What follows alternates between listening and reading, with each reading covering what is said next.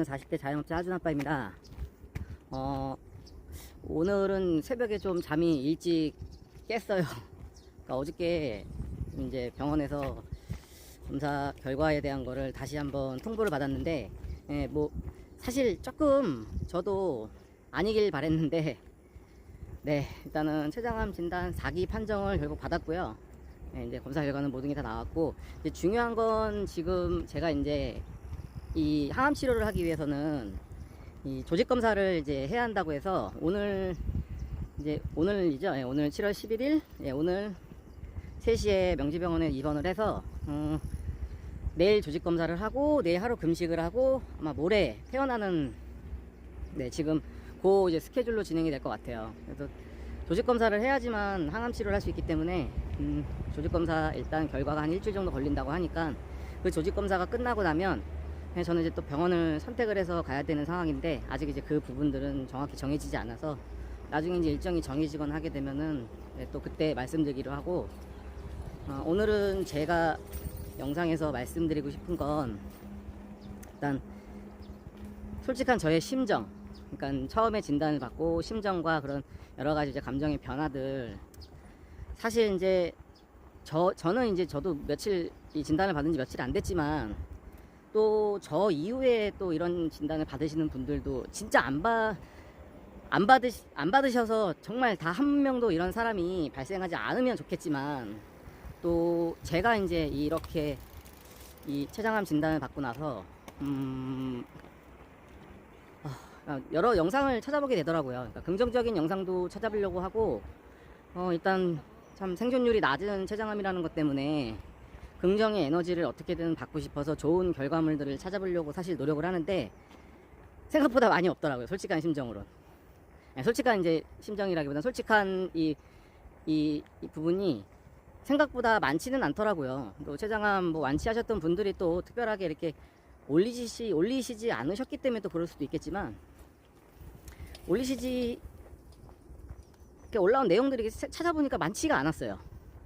그러다 보니까 이제 또 찾다 보니까 내용들이 막 좋은 내용도 있지만, 또 어떨 때는 안 좋은 내용도 막 포함되어 있고, 또 이제 뭐 예전에 올라온 동영상 중에 막 댓글을 보면 댓글들에 쭉 뭐 이제 뭐 완치 잘하시고 건강하시고 막 이겨내시길 바랍니다라고 막 그 영상에 대한 댓글들이 적혀 있는데, 그 중간에 보면은 불현듯 어떤 한 분이 이분 뭐 언제 돌아가셨습니다, 뭐 이분 뭐 고인이 되셨습니다 라는 이제 그런 댓글이 중간중간, 사실 이제 저도 그게 정말 진실인지 저도 의아하거든요. 그분들은 어떻게 이분이 고인이 되셨는지 어떻게 아는지 모르겠지만, 그런 이제 추측성 댓글일 수도 있고 그런데, 그런 글들이 또 올라와 있고, 또 그 밑으로는 또 뭐 잘 살아 계신데 뭐 추측성 댓글 하지 마라 뭐 이런 식의 이제 또 논쟁이 되는 여지도 있고 한데, 뭐 그런 글을 볼 때마다 좀 찹찹하기도 하고, 또 심장이 무너지고 가슴이 철렁 내려앉는 그런 느낌이 듭니다. 근데 이제 그 부분은 뭐 이겨내야 되는 부분이고 이제는 제가 좀 좋은 것만 생각하고 또 확신에 찬 말들만 하려고 합니다. 그러니까 무슨 얘기냐면, 잘 될 거야, 뭐 잘 돼야 돼, 이런 얘기보다 잘 됐어, 해냈어, 이런 말들로 좀 저 자신을 스스로 이제 위로를 하려고 하고 위안을 하려고 하고, 또 힘을 주려고 하고, 그리고 에너지를 제 스스로 만들어내려고. 오늘 아침에 이제 또 어떤 동영상을 봤는데 그 교수님이 갑자기 생각이 안 나는데, 그 교수님이 이런 그 이제 논문에 대한 말씀을 하시더라고요. 정상세포가 변이된 게 암세포고, 또 만약에 정상세포가 암세포로 변이가 됐다라면 그 암세포도 정상세포로 다시 되돌릴 수 있다 라는 말씀을 하시면서, 아프리카의 코끼리 그들이 상아 때문에 계속 코끼리들이 잡혀나가니까 이 유전자 변이를 통해서 상아가 없는 코끼리들이 계속 태어난다고 하더라고요. 물론 이제 저도 그 동영상 하나로만 본 거기 때문에 이게 진실인지 아닌지는 저도 아직 확인을 못했지만, 제가 그냥 또 매스컴에서 나온 부분이기 때문에 어느 정도 다 그런 진실과 또 그 자료를 통해서 이제 방송에 나왔던 거겠죠. 그래서 그런 부분들을 오늘 들으면서 이것도 정말 신빙성 있고 논리가 있는 얘기구나 라는 거를 느꼈습니다. 네, 그래서 그 영상을 보고 나서 좀 좋은 영감도 얻은 것 같기는 해요.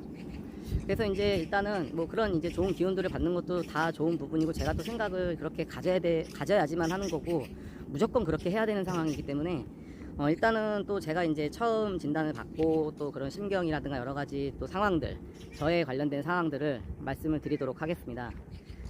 먼저 췌장암이라는 판정을 받았을 때가 이번 주 월요일 7월 8일이었나 월요일이었는데, 병원에서 얘기를 듣고 정말 일단 머릿속이 하얘지고 아무 생각이 들지를 않았어요. 그러니까 이게 사람이 저 멍해진다는 거를 살면서 처음 좀 경험해 봤는데, 어떤 말을 해야 할지, 그러니까 그 순간에는 이 사람이 거짓말이라고 제발 좀 말해줘, 뭐 이런 생각밖에 들지 않고, 아 왜 막 뭔가 어떻게 정리할 수 정도의 정리를 할 수 없을 정도의 그런 신경 때문에 엄청 무섭고 괴롭고 이런 거는 두 번째 아마 부분인 것 같고, 그냥 아무런 생각도 들지 않았습니다. 그리고 이제 진단을 받고 나와서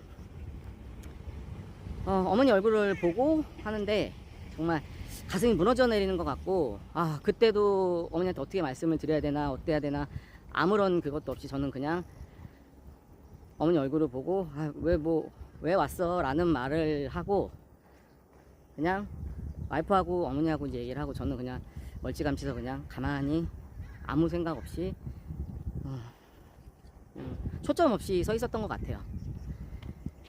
네, 그리고 이제 어머니도 차를 따로 가지고 오셨고, 저도 이제 집사람하고 차를 타고 왔기 때문에, 일단 차를 타고 가는 그 와중에는 와이프가 이제 계속 좀 울기 시작을 했고, 네, 저도 사실 이제 이 CT로만 판정을 받은 거기 때문에 사실 또 한편으로는 아닐 수도 있어, 오진일 수도 있어 라는 생각으로 또 그 한편의 희망회로를 돌리고 있었던 것 같아요.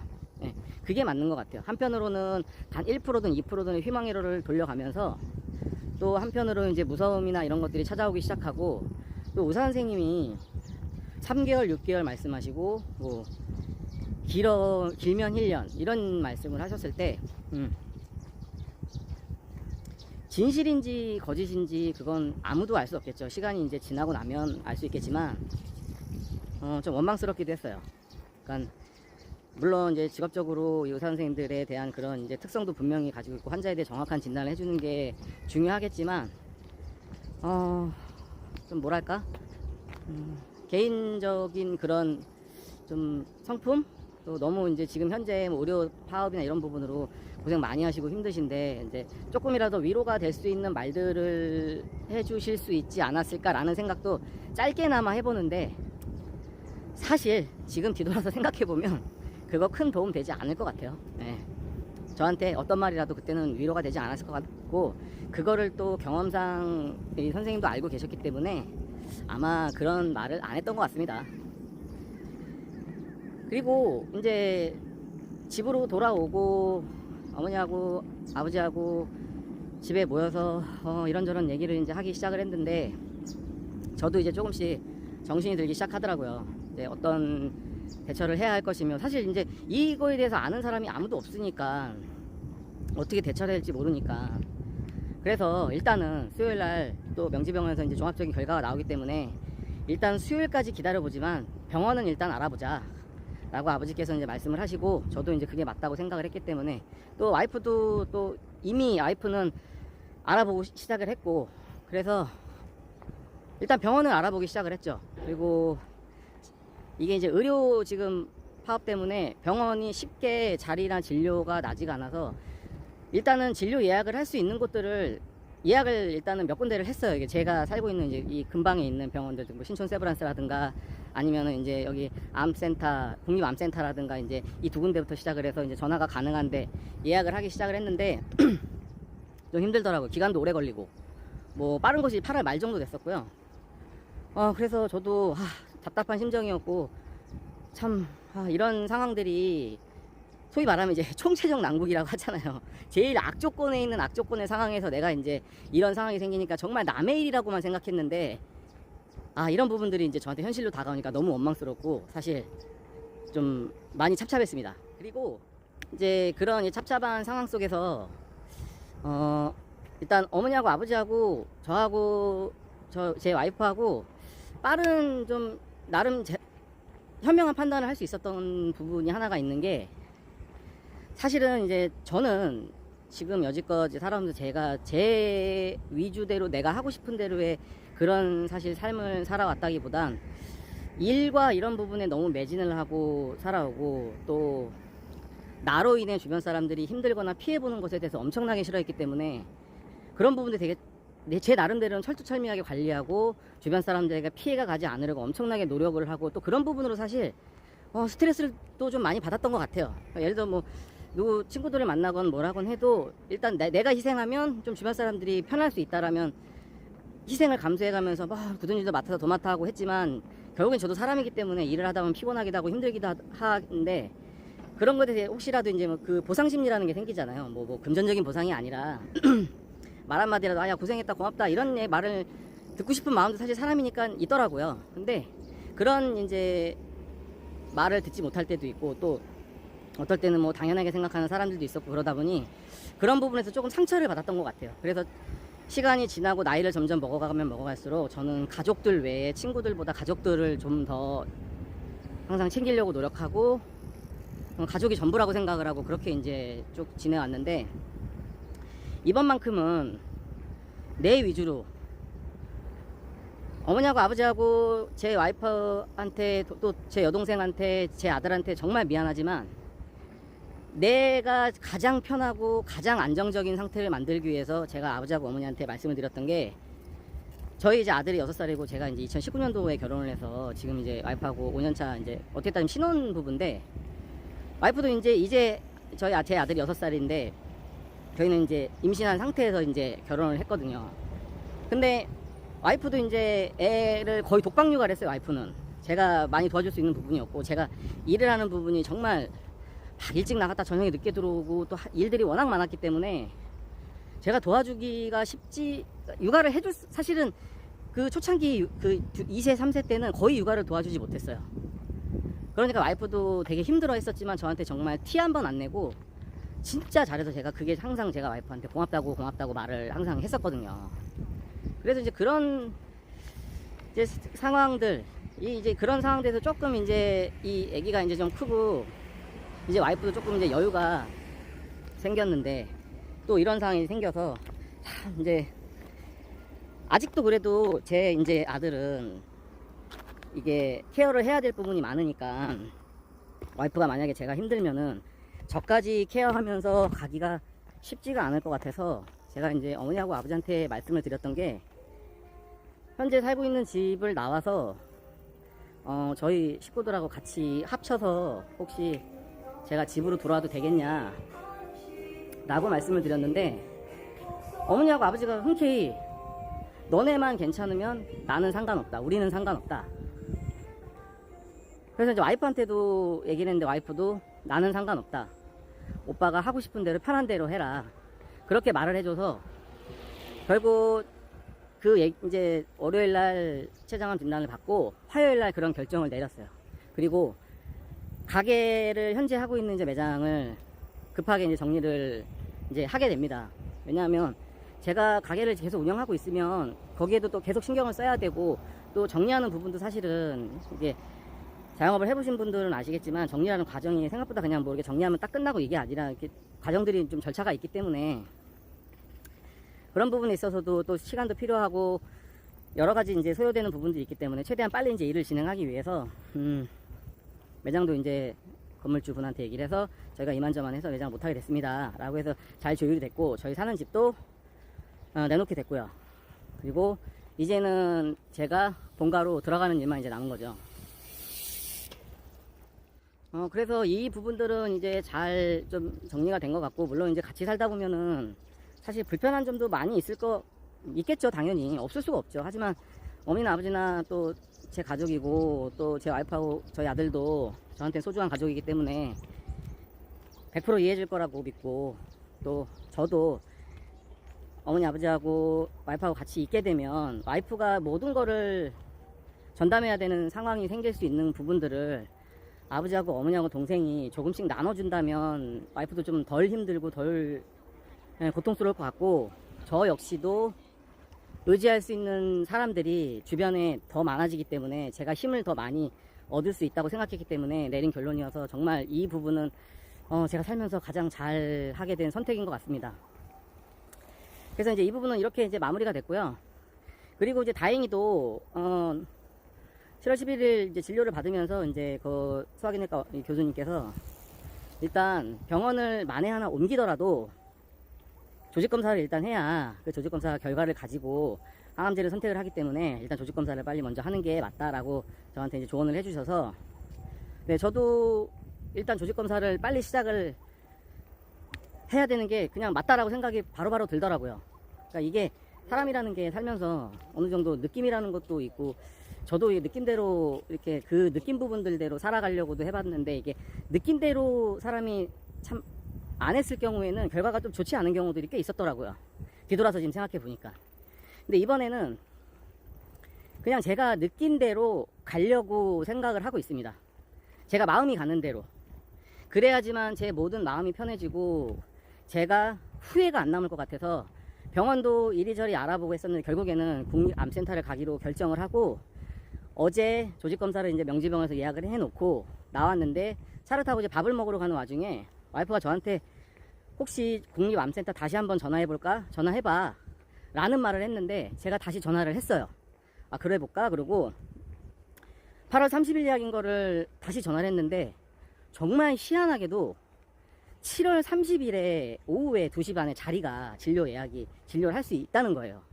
그러면 뭐 기적일 수도 있는데 한 달이나 지금 앞당겨진 건데, 저한테 한 달이란 시간은 정말 지금 그러니까 소중한 시간이고, 어떻게 보면 저한테 되게 정말 중요한 시간인데 그 한 달이 일단 앞당겨졌고, 그렇기 때문에 이제 시간 텀이 어느 정도 좀 맞아 들어가고 있는 것 같아요. 어차피 조직검사를 하게 되면 결과가 일주일이 걸리는데, 내일 모레 이제 조직검사를 해서, 그러니까 내일이죠. 내일 이제 조직검사를 해서 결과를 받으려면 다음 주 금요일인데, 그러면은 다음 주 금요일이니까 뭐 요일은 정확하게 모르겠지만 일주일 정도 시간이 걸리고, 그러면 7월 이제 중순 정도인데, 사실 욕심은 7월 20일 전후로 또 혹시 진료가 앞당겨지지 않을까 해서 암센터에 또 전화를 해서 혹시 진료가 앞당겨질 수 있으면은 꼭 좀 연락 부탁드린다.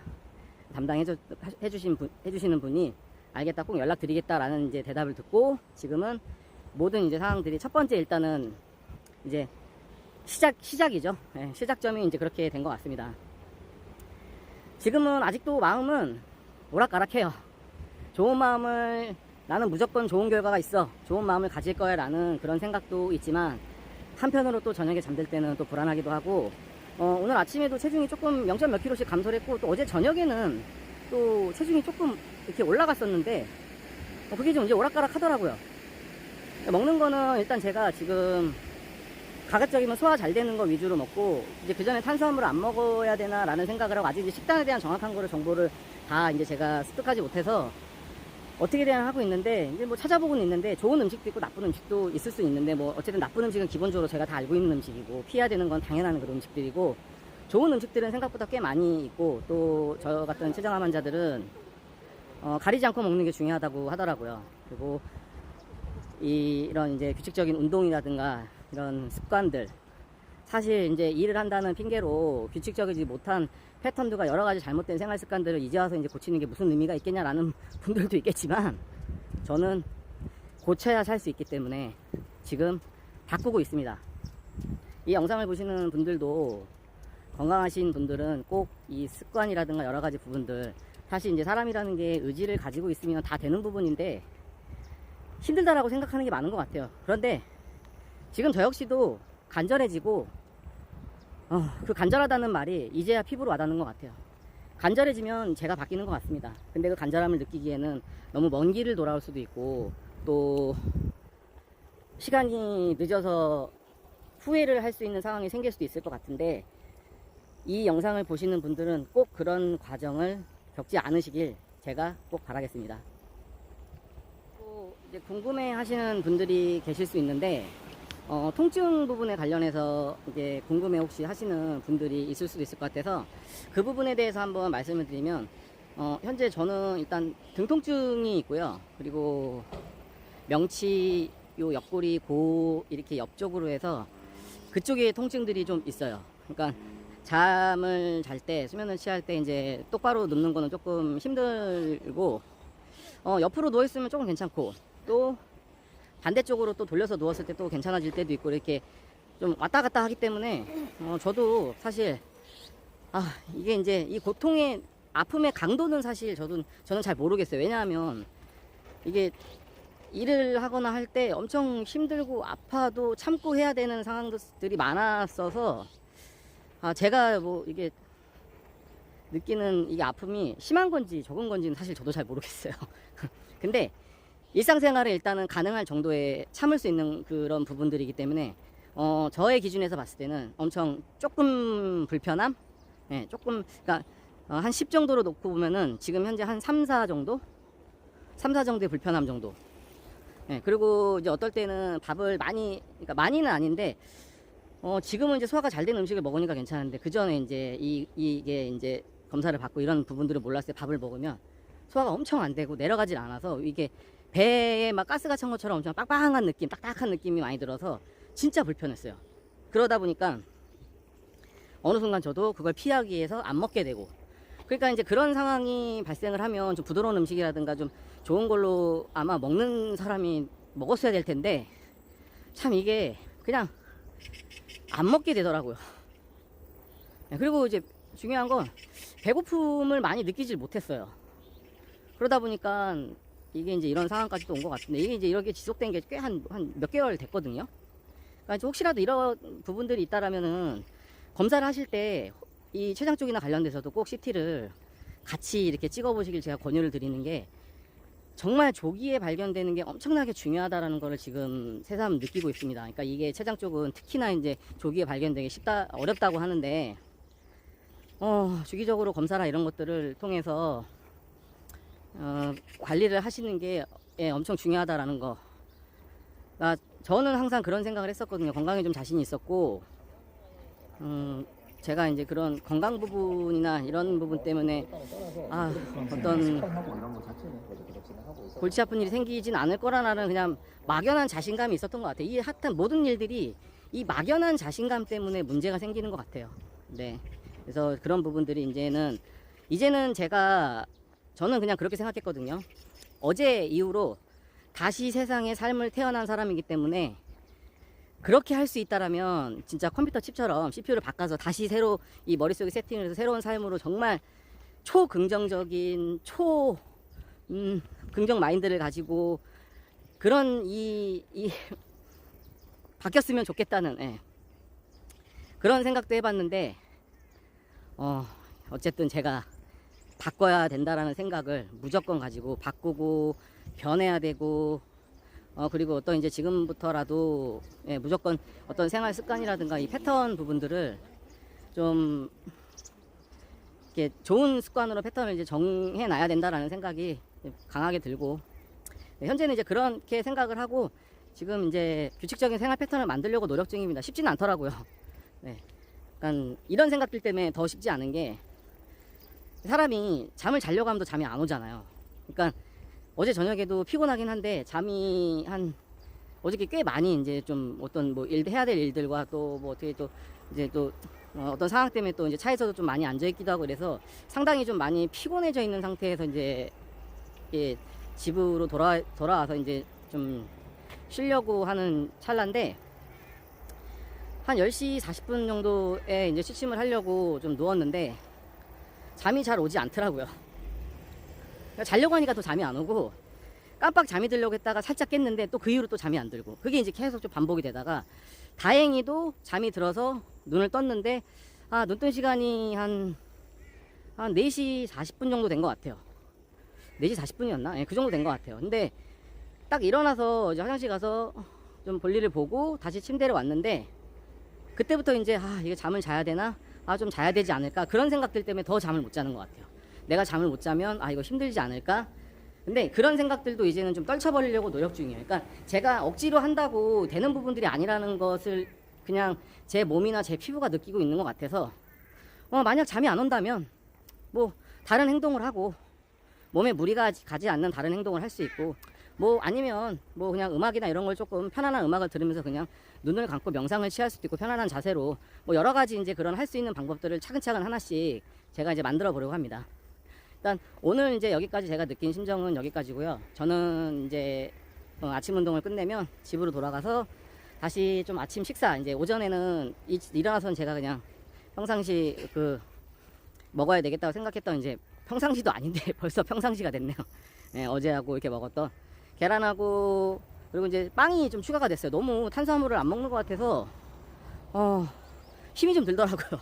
그래서 어제는 밥도 좀 먹었는데 그래서 이제 밥을 먹고 좀 그러니까 기분이 좀 더 괜찮아지는 것 같고 해서 계란 2개랑 고구마 1개 그리고 이제 어머니가 이제 해주시는 홍삼하고 이렇게 이제 어머니가 만드신 게 있는데 그거를 달인 물을 저한테 이제 주셔서 그거에다가 이제 아침 간단히 이제 뭐 소위 말하는 브런치 느낌으로 먹고 그리고 이제 운동이 끝나고 집에 들어가서 좀 이제 씻고 그리고 한 8시나 9시 정도에 저희 아들을 이제 어린이집 가는 걸 보고 아침 식사를 와이프가 오면은 같이 하려고 해요. 그래서 나는 일정은 그렇게 되고 그리고 저는 이제 오전 일정을 어느 정도 이제 끝내고 나면 3시까지는 병원에 들어가야 되기 때문에 그래도 뭐 2, 30분 전에 가야 돼서 병원에 가서 혹시 이제 이런 영상들을 찍을 수 있다라면 저도 이제 영상을 찍어보고 뭐 안 된다면은 이제 갔다 와서의 또 그런 느낀 심정들 그런 부분들을 또 제가 정리해서 또 올리도록 하겠습니다. 영상이 이렇게 하고 싶은 말들이 많다 보니까 생각보다 많이 길어지는 게 있는 것 같아요. 근데 좀 많이 길더라도 제가 이제 좀 배속을 조금 빨리 해서 한다고 해도 너무 빨리 하면 또 말소리가 아예 안 들리더라고요.